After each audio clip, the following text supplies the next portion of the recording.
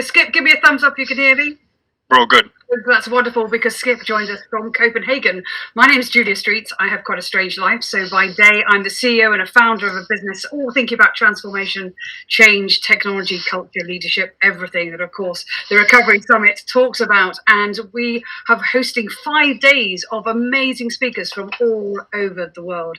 And it's a great pleasure today to welcome Skip Bowman. So Skip, just give you a sense, he's going to be talking about leading in crisis, where to next, and all about having a growth mindset. The most successful practices in leading a crisis. And he is a recognized international keynote speaker, writer, facilitator, all about transformational global leadership. So on that note, Skip, let me just go straight to you. And I'm looking forward to a Q&A. Of course, to everyone, you can, of course, post your questions. I'm going to be watching with great interest to see what you're posting. And I will be putting those questions to Skip later. Skip, over to you. Thanks, Julia. Great to be here this afternoon, this evening, this morning, wherever you are in the world. I'm in my shed. I make it look fancy, but in reality it's my shed.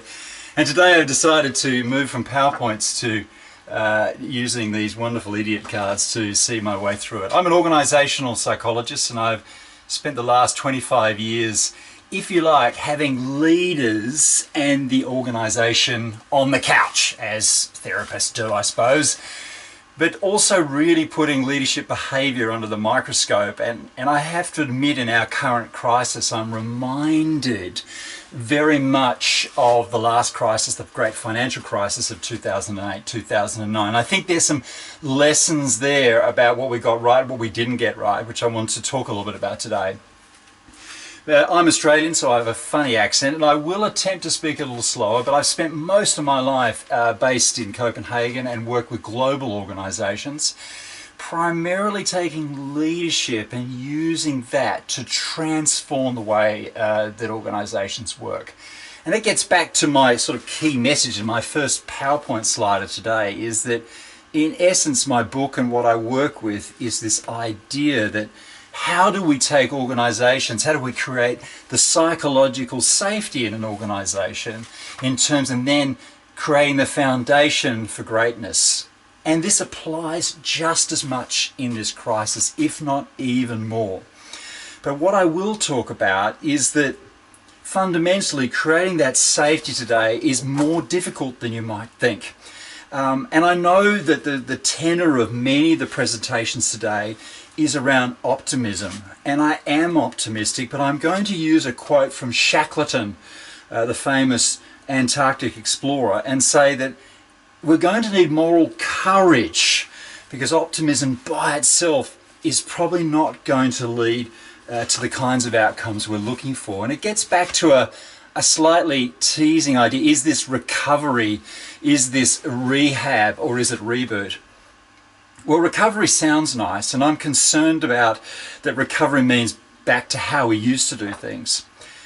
And I think in reality, this opportunity, and I don't like to use the word opportunity with COVID-19 because there's been so much pain and so much struggle and suffering, and continues.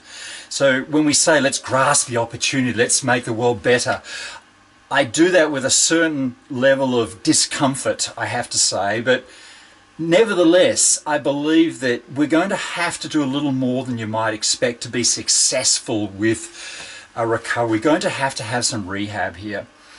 Because if we're going to let some of the healthy habits that we've developed here over maybe working digitally, reducing our CO2 footprint, etc., we're going to have to stay doing that. Because what happened in 2009, I'll remind everyone, is we pretty much went back to how we used to do things.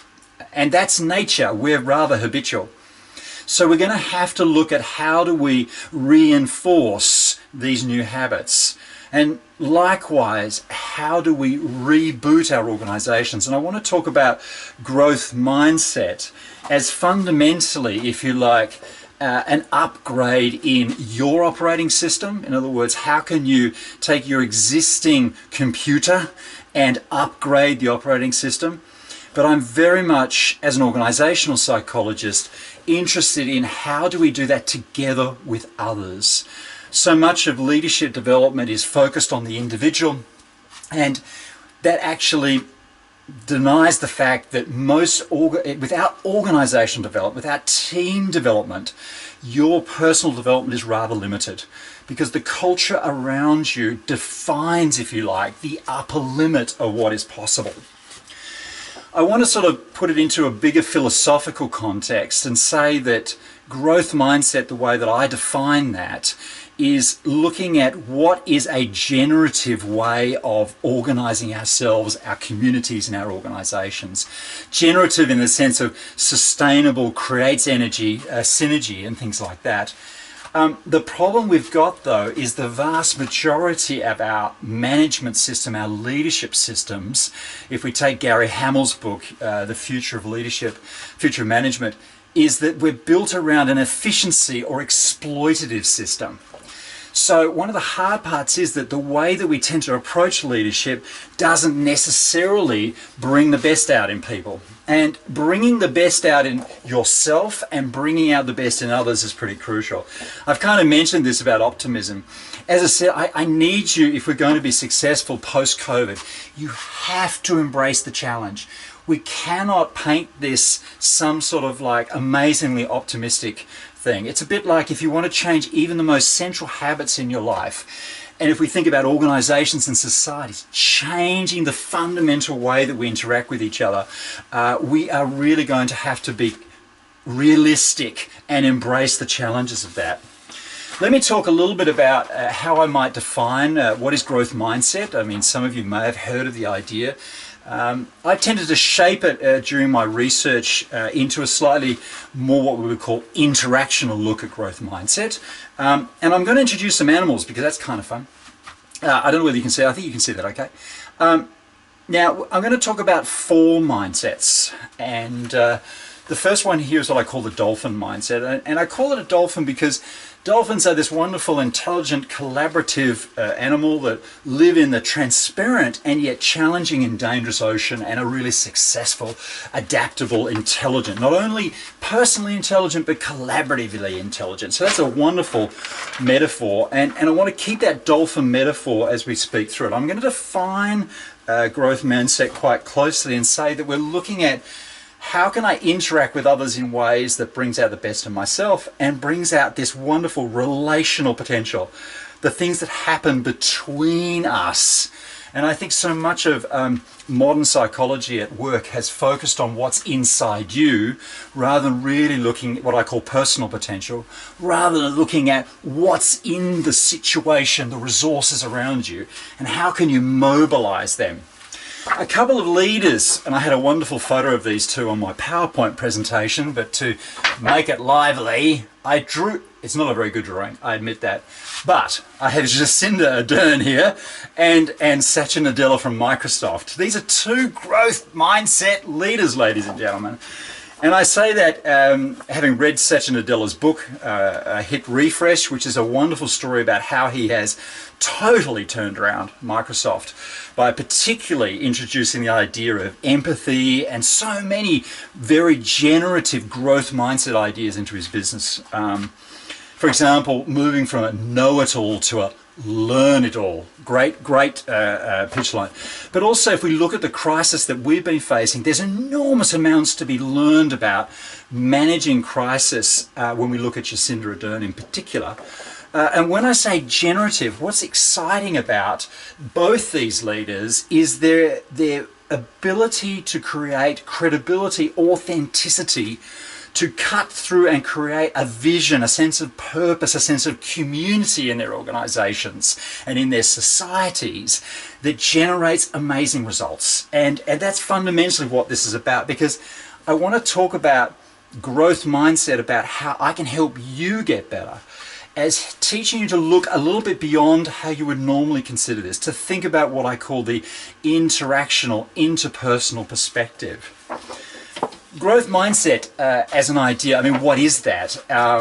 Is fundamentally contains 3 components. And I've trained thousands of leaders. I've coached them, I've shadowed them, I've helped them change organizations, I've helped transform organizations.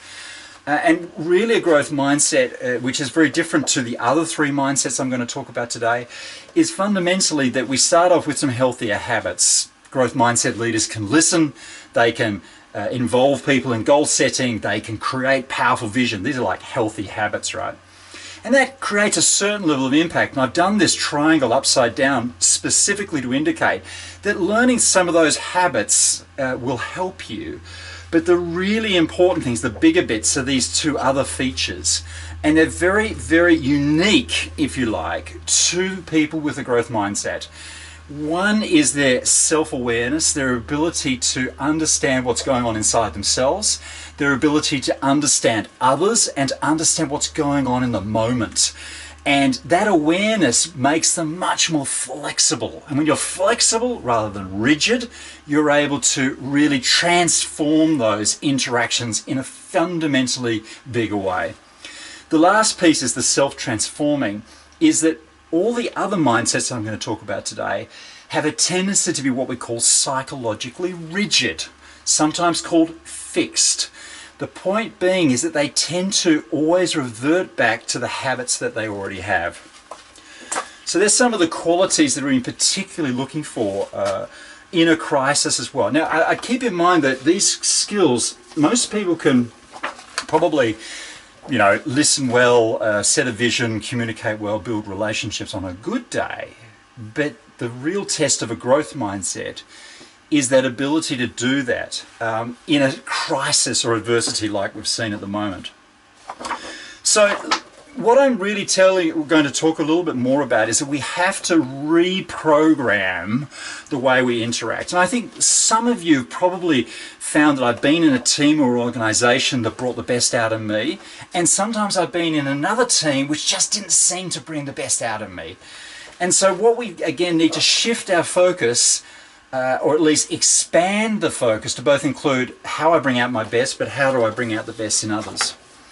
Now, in reality, in the kinds of organizations we have today, it's actually a lot harder to do this. So we really need a growth mindset, and one of the reasons is we need to be able to create better solutions together, build common purpose to solve COVID-19 issues, but also beyond that, to solve the really big challenges about what the smart machine age is going to do. When the machines come, they are going to change all our jobs. 50% of your job will be replaced by digital automation within the next 10 years. Probably quicker, because we can see that COVID is speeding this up. But in essence, what's happening is people in general over the last 5 to 10 years have been feeling increasingly uncertain. And this has led to a reduction in their experience of what we call psychological safety. And that's crucial, because if you like, for any kind of change process, any embedding of these good, healthy habits that we've learnt during COVID, to do that, we have to somehow manage that psychological safety. It comes first, and I thought I'd use this. It's a bit like the bike helmet, okay? If we're going to ride the mountain bike and take the really challenging trails, you need one of these ones on. Let's just talk a little bit about growth mindset's not natural, all right? People say to me, oh, are you born with a growth mindset? I'm not sure that's overly helpful to think about it that way, because vast majority of human wiring, our DNA, is based on a few characteristics, which means that in doubt, by default, we tend to be wired for tribes. In other words, we don't tend to we like to stick to the people we know rather than work with the people we don't know. We tend to, if in doubt, blame the other tribe rather than our own. We tend to compete with the other tribe and so on. So when people feel uncertain, unsafe, they tend to get a little tribal. There's a famous book in 1995 called Neo-Tribalism that describes this phenomenon, exactly what we're experiencing on the streets of many European and American cities today. Neo-tribalism is a response to what we call the undermining of grand narratives. The other problem we've got with human wiring, our programming, our operating system, is that we're wired for local and not global. So when you propose a solution which is, say, open the borders in Europe, little Denmark says, no, I'm going to do it differently. And it's because my people prefer something simple and local. So one of our problems is for example, in relation to global warming, for example, there is no emotional response. You don't feel sick, frustrated, embarrassed about warming temperatures. You don't have an emotional response, and without that, we don't get very far. Another one is that we've got narrow bandwidth. In other words, humans can't manage more than 7 plus 1 things at a time. So we're easily distracted. We tend to then focus on things we think we already know something about. We make guesses that are based on previous experience rather than really trying to grasp the new things going on. We're also a very emotional lot. And even those people who say that, you know, we're logical, like Spock or something out of Star Trek, the reality is, and really interesting neuroscience research is, that there is no separation in the mind between emotion and cognition. That was something we invented philosophically to help try to make our societies more rational, but there is nothing in humans from a wiring perspective to support that.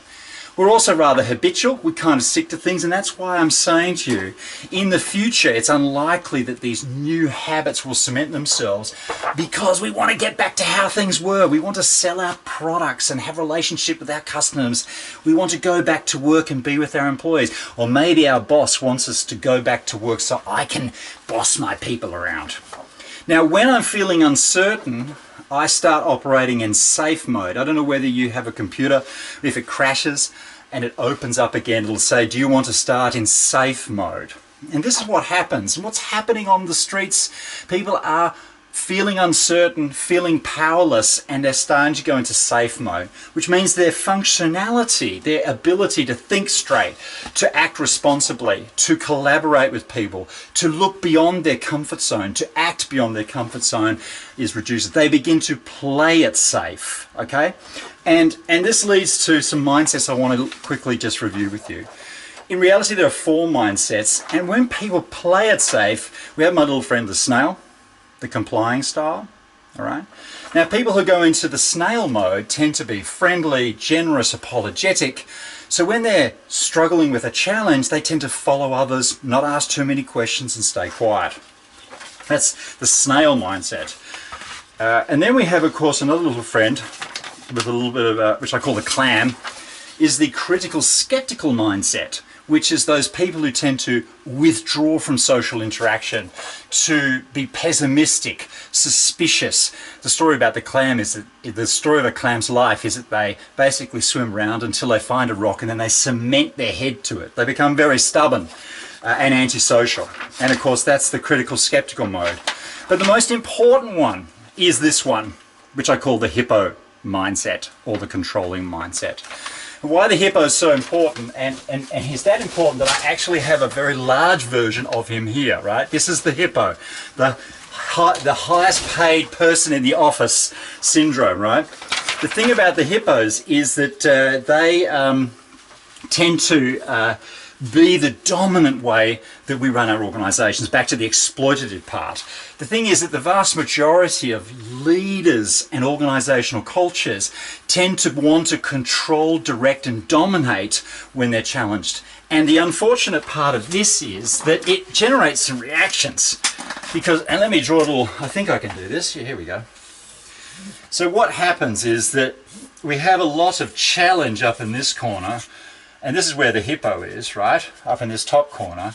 And we get too much conflict and resistance. In other words, because the hippo leaders are very bossy in this time, telling us what to do, controlling us, supervising us, we tend to get these reactions, right? Now, the clam, what we get of reactions, people start to withdraw and begin to be cynical, because we're asking so many questions. We're undermining hope. We're undermining people's ability to work together. So people get really, really cynical. Now, the snail, of course, is over here. We get complacency. In other words, what we get here is somebody who's being very nice. And I'll put down on the thing here. This is the nice area, right? Now, nice is the worst, if you like, the dirty 4-letter word of organizations. The problem is with nice is it breeds contempt. If you are a nice leader, overly optimistic, for example, research clearly shows that you're going to be ignored, right? The final piece, of course, is we want commitment. That's the crucial part. Now, this is what we are aiming for with a growth mindset. I almost spelled that correct. Because what we have here is the ultimate combination of challenge, right, and care. Okay? When we bring those two together, we get commitment. And commitment has a premium in the terms of engagement, creativity, collaboration, and so on. These other styles have a penalty, and that is in the form of conflict, or in the form of cynicism, or in the form of complacency and contempt. So these mindsets have an enormous role to play as leaders start adapting, throwing my stuff around here, adapting to that. These are these 4 boxes that I'm referring to. Now, if we're going to be successful on the other side of COVID, I'm going to have to be honest with you. After 25 years, one thing that's perfectly really clear to me is that organisations are rather uneven playing fields. And unfortunately, that means that hippos rule, right? So that's why I have the no hippo zone idea. The point being is that we can't just be optimistic. We can't just try to do the right things.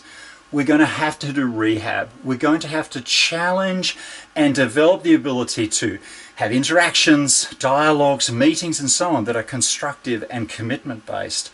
But to achieve that, we're going to have to hold accountable people who are behaving in ways that are hippo-like.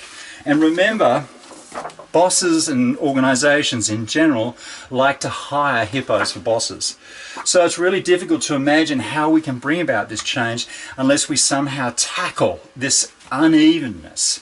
So when I'm working with leaders, one of the first thing I do is to map where they are. And we do that through 360, so we're looking at the interpersonal aspect.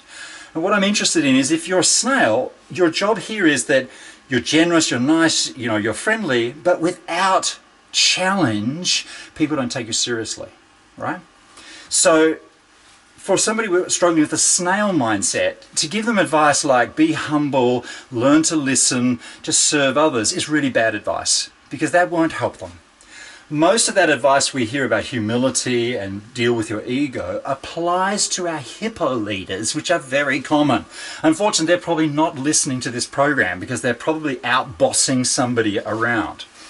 So depending on where you are, the kind of mindset you're creating in your teams, then we can start a program of thinking about how do you lift not only your own mindset, but look at how do you lift the mindset of the people around you. Just so you know what growth mindset contains, some elements of it is that you need to learn to aim high, to be able to be participative in goal setting, aim for excellence. Another part of it is an important part is this exploration, this creativity, the informality, that willingness to challenge assumptions.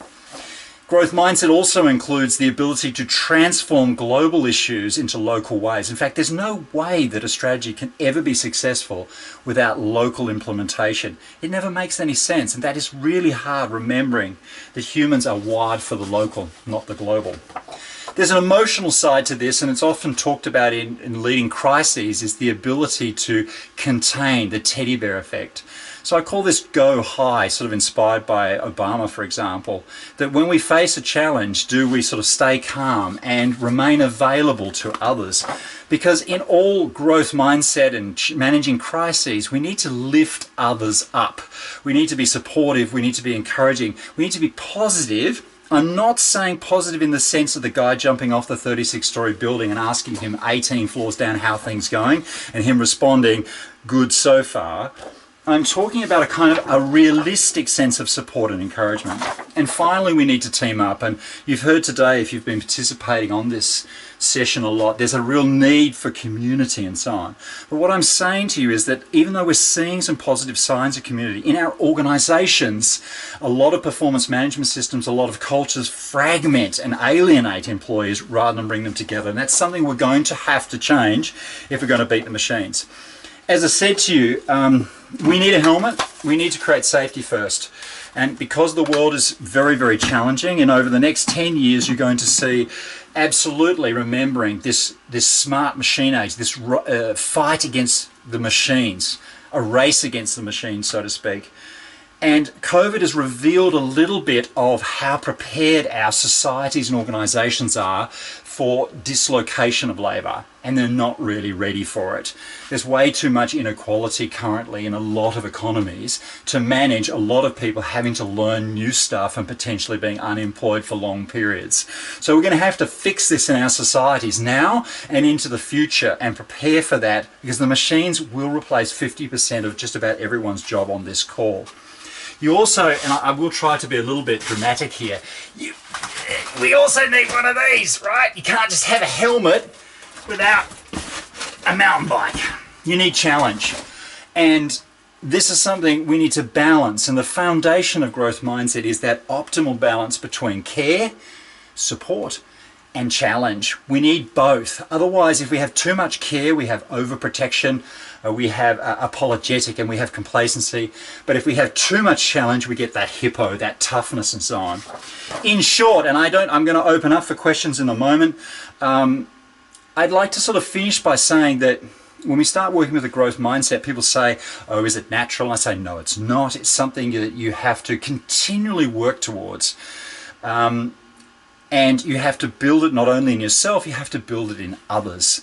And this is the tricky part, is that vast majority of people, and this unfortunately is about 80 to 80% of people, operate in safe modes of various different sorts, as I said, snail, clam, hippo.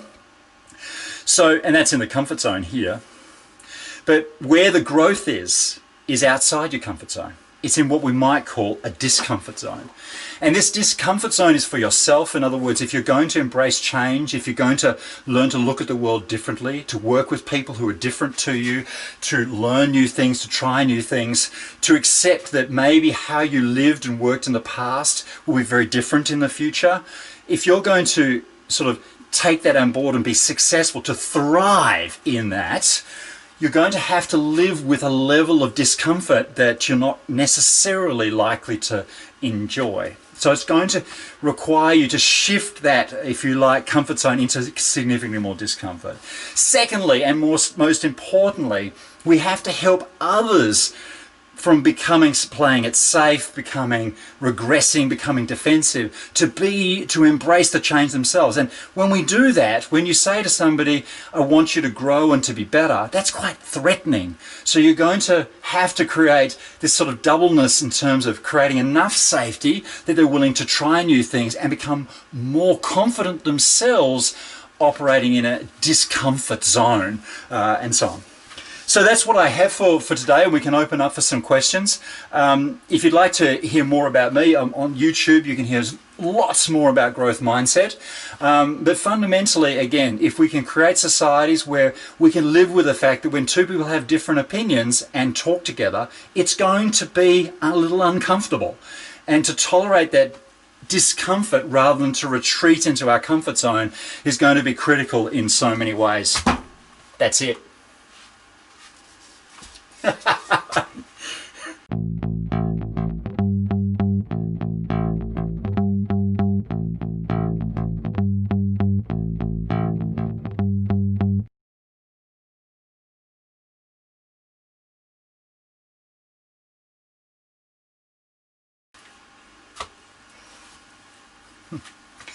Well, that's it. The scale is the issue, and to do that, I think, again, if I take Jacinda Ardern, there's something to be learned from her, because I use her example because people know, some people have seen it. It's hard often to see corporate leaders actually working. We don't have a video of them. But there's some fundamental elements, one of which is there is a certain level of decisiveness to it. There's a certain level of direction to this. But something that she masters, which we know works very well in crises, which is part of the growth mindset concept, is to educate, to create a meaningful understanding of what's going on. And she has done this extremely well in terms of creating their 4 levels of alertness, creating a system where which appeals to people's autonomy.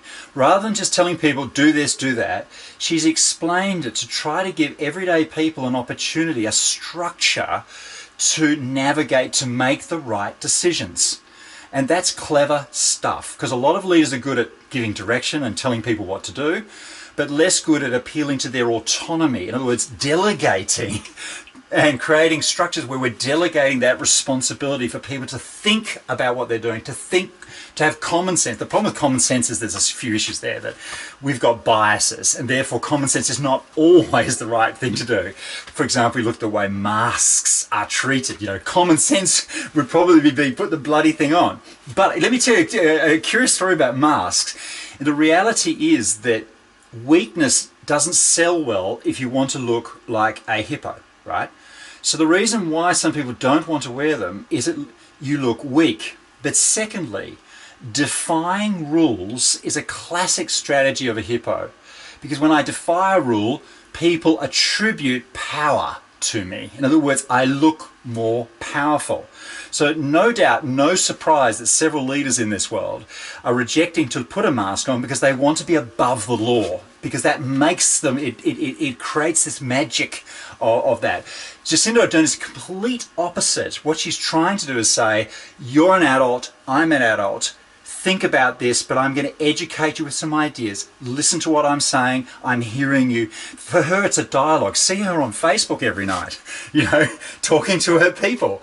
And it's an amazing one. It's not a one-way thing. It's a two-way dialogue, which is one of the reasons she's so successful. The final piece is the caring part. She's a teddy bear. I mean, she can be, stern and firm, but she can also be very, very caring and create an aura of teddy bear effect, as was famously quoted by organizational psychologists. So, these are some of the things going on. Autonomy is important. If we're going to have democratic societies where we don't have to have cameras everywhere to monitor behavior, I fundamentally believe that we have to move towards autonomy-based structures, and that means we have to educate, we have to be patient, we have to let people make their own decisions, but it means we have to be good at creating logic, creating meaningful ways of approaching these challenges.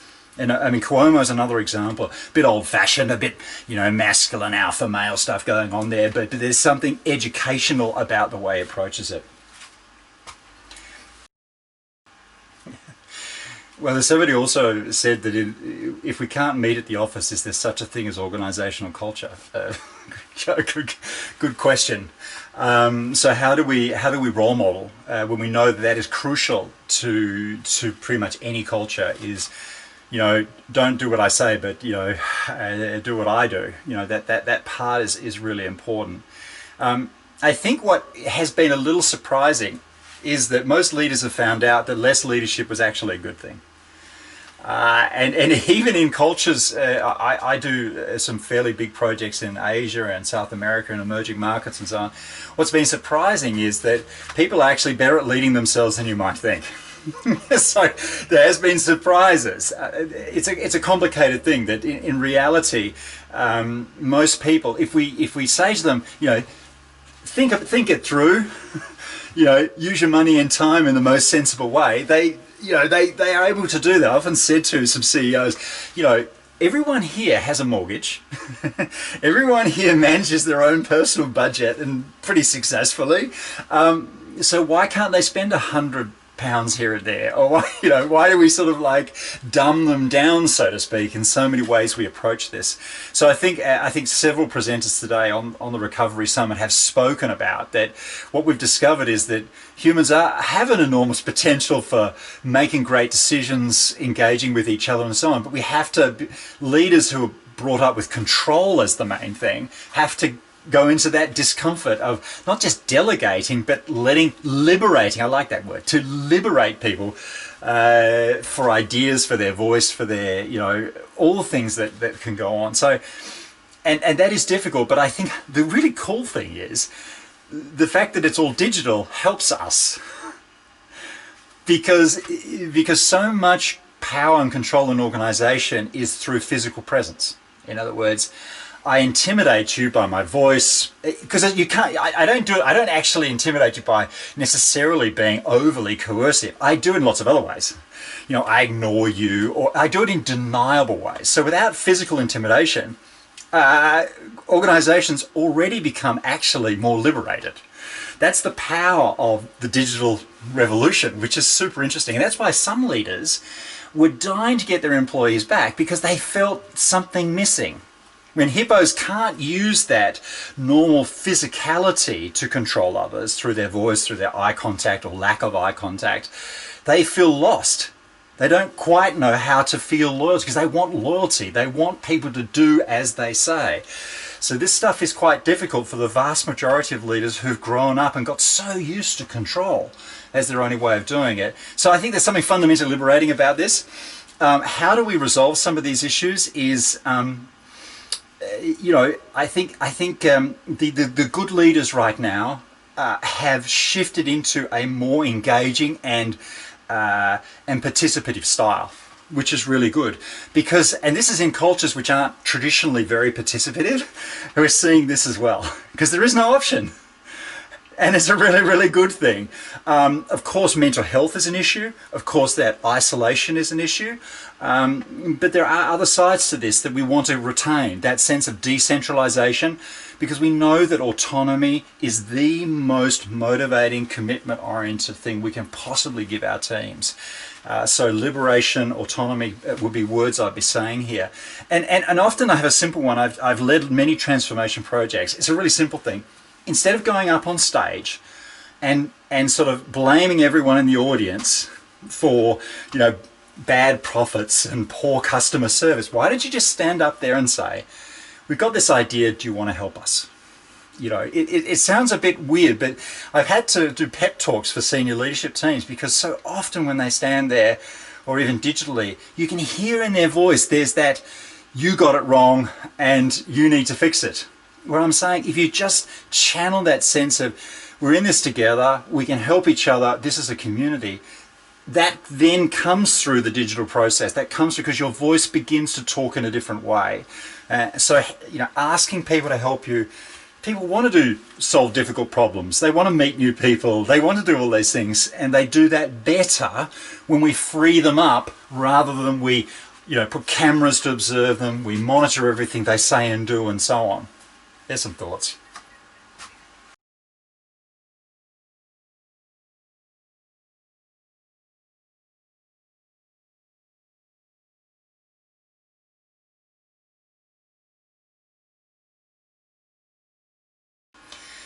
Well, remember that, as I said in the beginning of my presentation, we're going to see a shift back to exploitative methods, efficiency-driven management. That will happen because it has always happened. And it's our default. We have to continuously fight that. What the research shows about research into remote leadership and management is that we already knew that it was actually more democratic. Because the physical workspace is full of stereotyping, full of impression management, full of indirect, below the radar ways that we decide who's in and who's out. Digital, it's gone.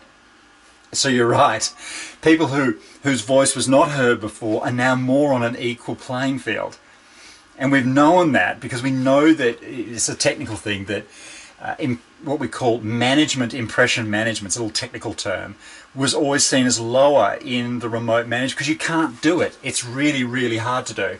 The research did though show that what we call job-related impression management, in other words, working harder, was an inevitable result of remote work. This was in 2005, the research is from. So we knew that as soon as you put everyone remote, they're going to work really hard because they're a little uncertain about whether they've got a job or not. But on the other hand, they can't use the normal things of smiling at the right time to the boss or to the right people, all those sort of indirects of hierarchy things that humans do. We can't do that very easily digitally.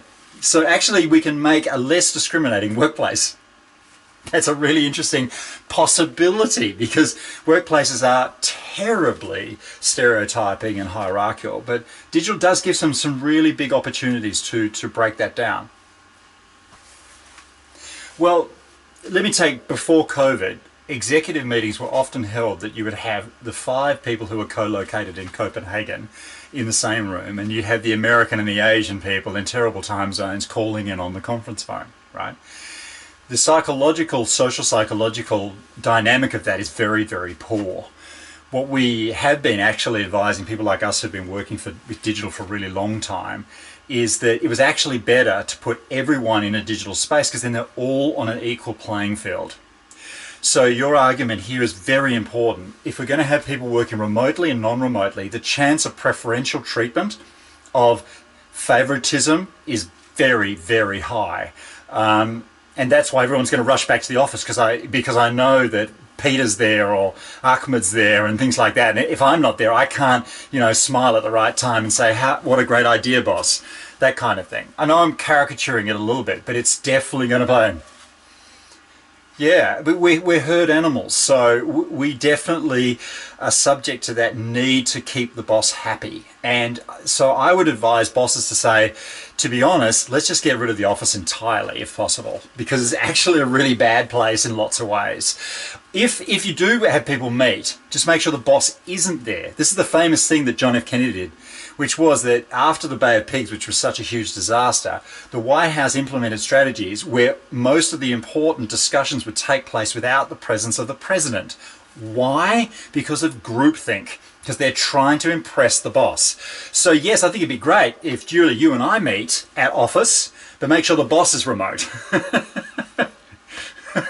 So it's really, as I said, this is uncommon knowledge, but it's a way of creating those discomfort zones that actually help us to stop thinking irrationally, to think too sort of like groupthinky, to think really clearly. And removing power is absolutely crucial. I think there are a number of organizations, I can't remember, it's too late in the evening or day or whatever up to, that's exactly what they do, is that they make sure that they remove the most powerful person in the room, because that will always destroy the debate.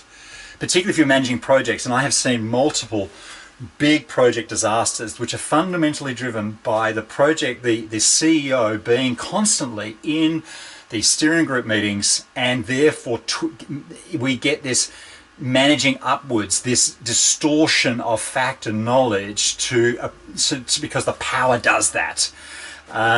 So yeah, get rid of the bosses. Everyone else can meet. I think that's really cool, and maybe it would be a solution. But I think we have to rethink a lot of these things, because I think unfortunately we forget that power always in every human relationship, power plays a role. And if we try to make leadership an organizational theory without a theory of power, we're never going to get it right. It's just going to be sort of like happiness kind of stuff, and that won't work. Power is very much in play, and our solutions post-COVID need to take power into consideration. And how do we liberate? How do we make ourselves better at collaborating? So that's a few ideas.